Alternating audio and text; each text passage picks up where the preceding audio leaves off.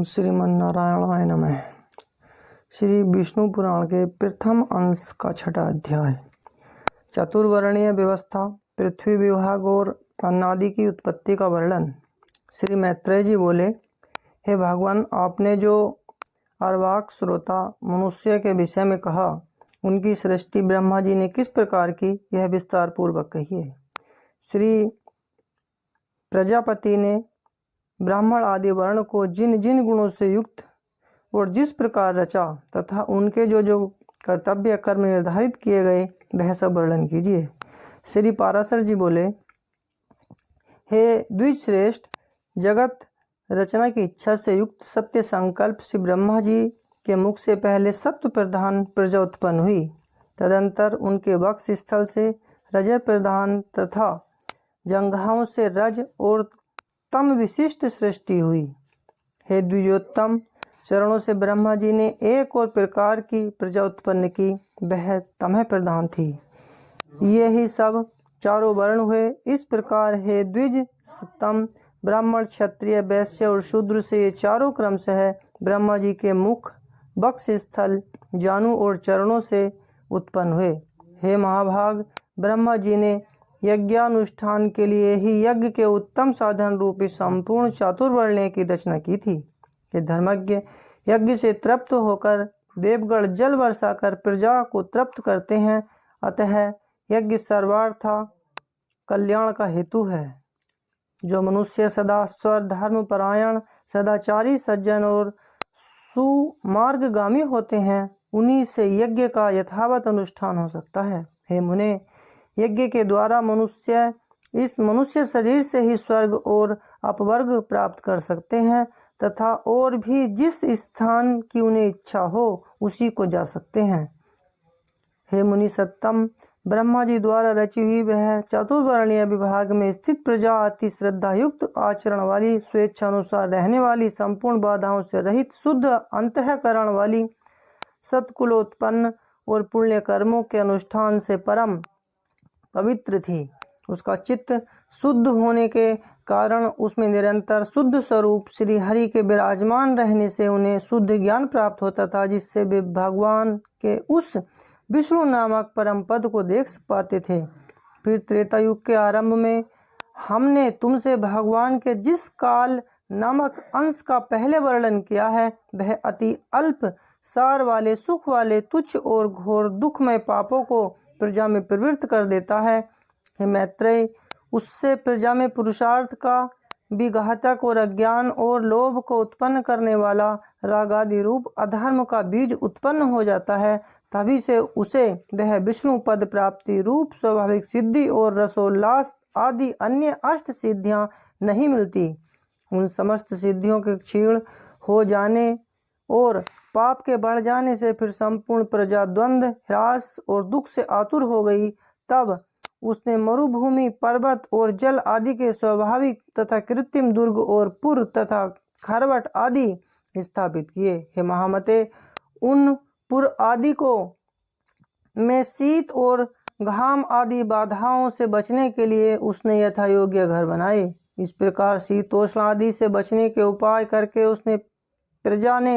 उस प्रजा ने जीविका के साधन रूप कृषि तथा कला कौशल आदि की रचना की।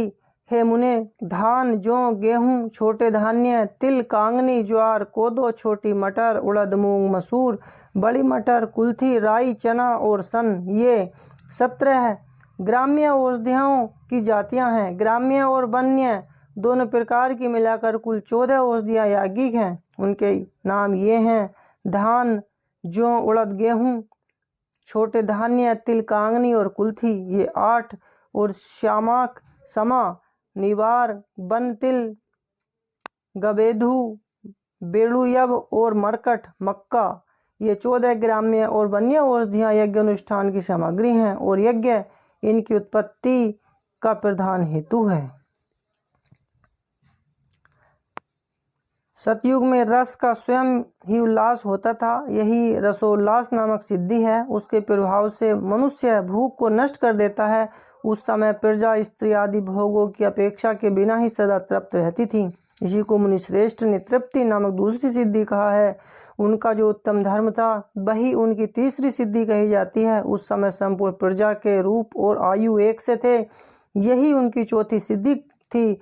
बल्कि एकांतिकी अधिकता यह विशोका नामक पांचवी सिद्धि थी। परमात्मा परायण रहते हुए तप ध्यान आदि में तत्पर रहना छठी सिद्धि है। स्वेच्छा अनुसार विचरना सातवीं सिद्धि कही जाती है तथा जहाँ तहाँ मन की मौज पड़े रहना आठवीं सिद्धि कही गई है। और पहाड़ या नदी के तट पर बसे हुए छोटे छोटे टोलों को खरवट कहते हैं।